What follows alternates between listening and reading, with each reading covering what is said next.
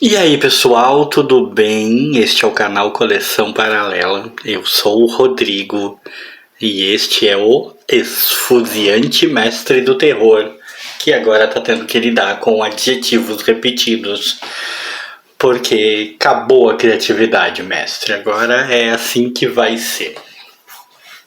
E este é um daqueles vídeos que eu tenho gravado com muito prazer nos últimos tempos, em que eu me reencontro, em que eu rememoro coisas da minha coleção e encontros que eu tive no passado, né? Coisas desse tipo.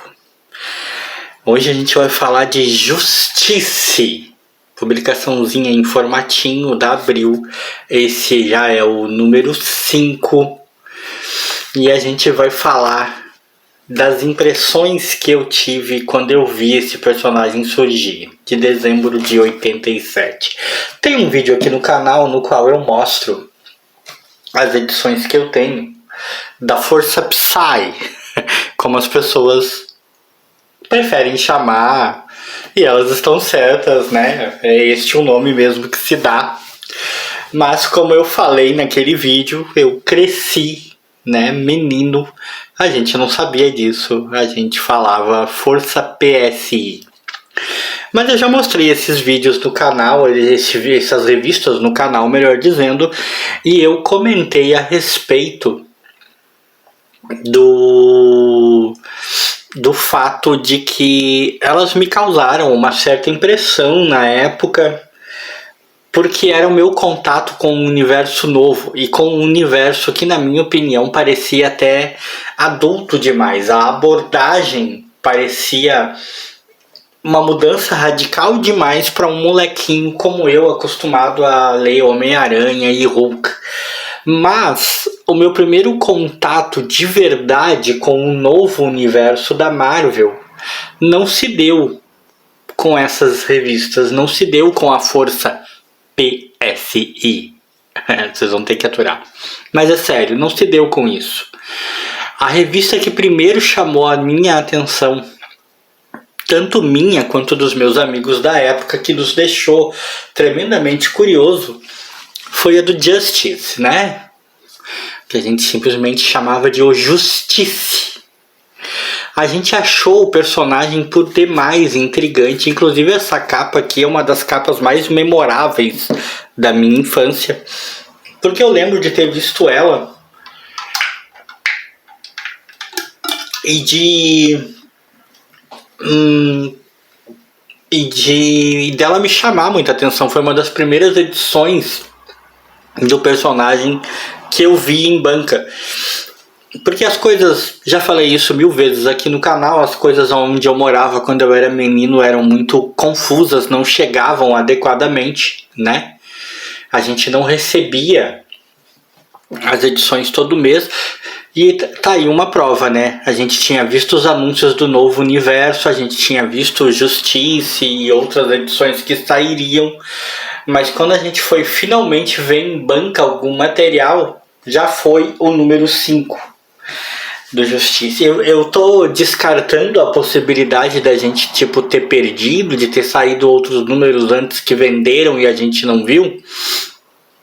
Não, eu não vou descartar isso 100%, mas é muito improvável, tá? A gente ia quase todo mês nas banquinhas que tinham ali na região, que nem ficavam na minha cidade, a gente olhava, né? Na maioria das vezes a gente olhava, a gente não comprava e não via, cara. Quando a gente finalmente foi ver, foi a número 5. E quando a gente finalmente foi ter um de nós comprou uma, foi outra ainda, não foi a número 5, porque a número 5 a gente teve, eu tive, se não me engano, quando menino, mas ainda um tempo depois, a primeira edição foi outra. E ele foi o meu primeiro contato com essa nova abordagem da Marvel, né? Dessa nova ideia de novo universo. Eu falei no vídeo em que eu comentei sobre a Força, né? Sobre os gibis da Força PSI, né? Me dá um certo prazer falar isso, porque eu fui meio que criticado por falar PSI, né?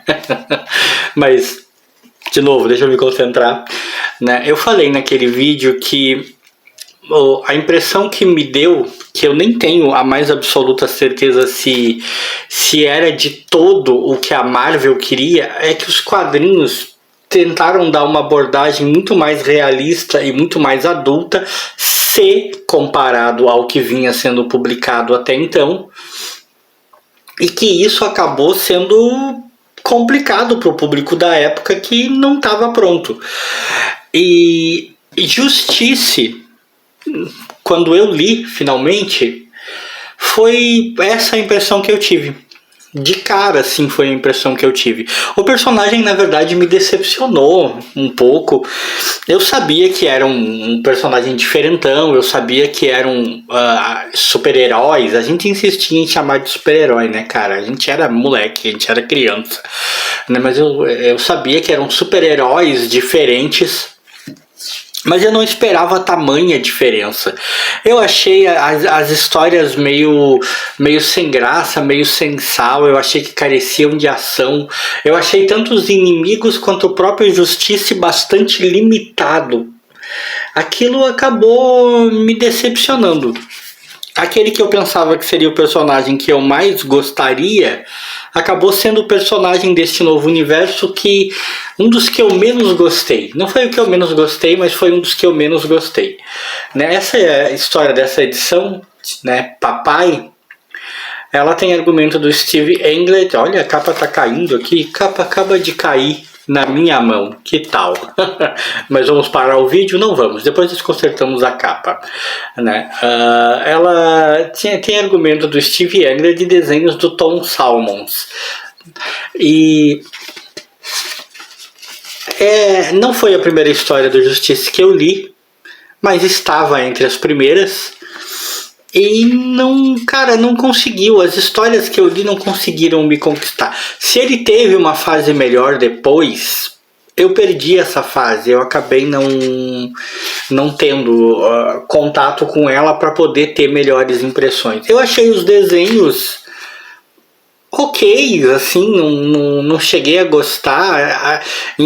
Eu tive momentos em que eu achava que eles pareciam um pouco mais realistas, mas também tive momentos em que eu achava que todo mundo parecia meio quadradão demais, entendeu?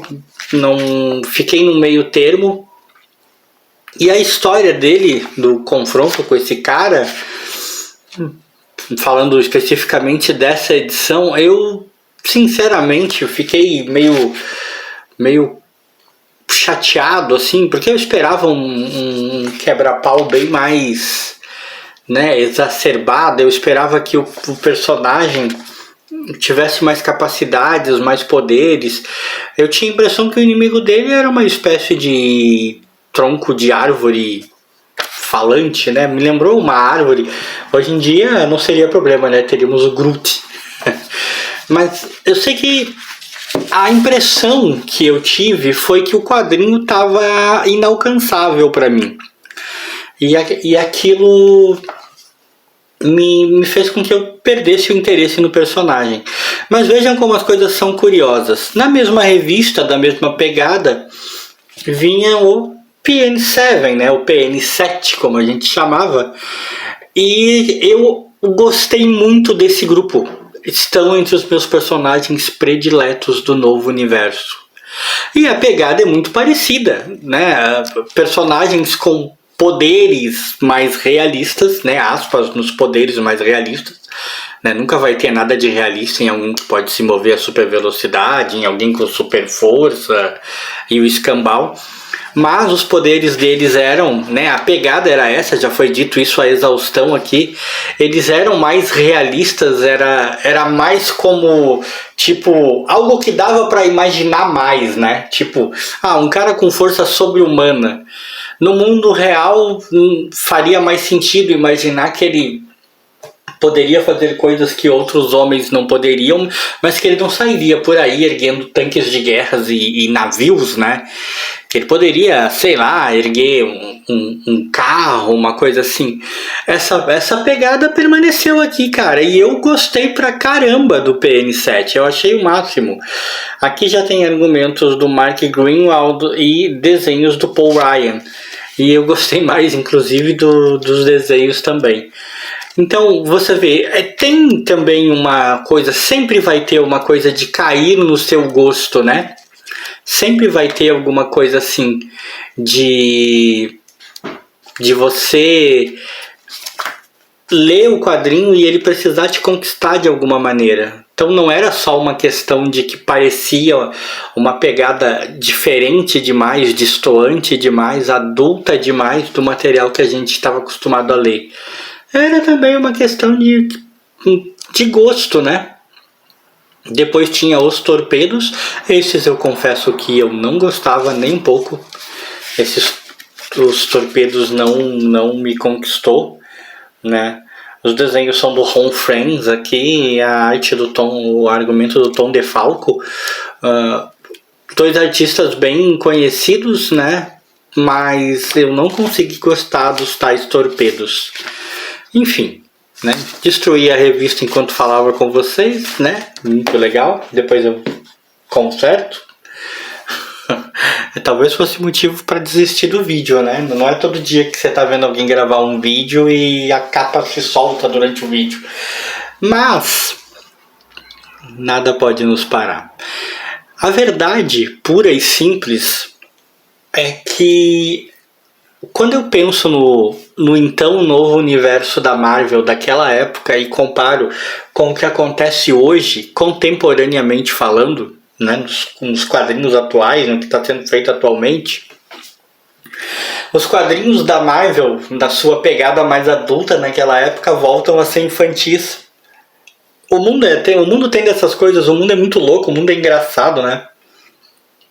Naquela época parecia adulto demais pra gente, parecia uma pegada realista demais pra gente. Com o tipo de quadrinho que nós temos publicado hoje, e aí eu tô falando de uma maneira geral, não tô me referindo só a Marvel, DC, tô falando no geral, nossa, fica no chinelo, né? Os quadrinhos de hoje em dia tem uma pegada muito mais dramalhona, muito mais rocambolesca, e, em alguns casos, né, muito mais brutal, muito mais apegados a uma realidade mais grotesca do que naquela época. Quadrinho nos anos 80, nos anos 70, era pura fantasia com pitadas de realidade. Hoje em dia os quadrinhos estão muita realidade com doses de fantasia absurda, né? Antigamente a impressão que você tinha é que pegavam o Homem-Aranha e jogavam ele no mundo real para ele viver algumas aventuras, né? Agora a impressão que você tem é que simplesmente pegaram o mundo real e jogaram no Homem-Aranha, né? Ficou na moda que os personagens têm que sofrer, que os personagens têm que ser... Aí passaram por fases, né? Personagens eram mais brutais, depois mais family friends, enfim, né? Tudo são fases. Mas, nesse novo tempo em que o quadrinho nem parece mais coisa para criança, justiça hoje em dia, esquecendo-se as questões de que, né, tá muito datado, claro que tá, a pegada, tudo mais tá muito datado, mas esquecendo-se isso, Justiça hoje em dia não teria absolutamente nada assim de revolucionário ou adulto demais. Muito pelo contrário, né? Eu fico me perguntando se, novamente, já fiz isso no outro vídeo, se ele apenas chegou muito antes do seu tempo, o novo universo da Marvel, né? Ou se ele simplesmente foi uma história ruim. Se tivesse chegando agora, em anos mais recentes, vamos dizer assim, será que teria tido um impacto melhor? Eu não sei o caminho que os quadrinhos tomaram, o caminho que o colecionismo de quadrinhos tomou. Eu acho que no final das contas o veredicto é: em nenhum tempo o Justice e o novo universo Marvel encontrariam o seu lugar e o seu nicho de fato. Acho que eles estariam sempre um passo fora da curva, e infelizmente às vezes ser fora da curva não é o melhor, né? Mas se você gostou desse vídeo, like aí pra mim e pro Mestre do Terror.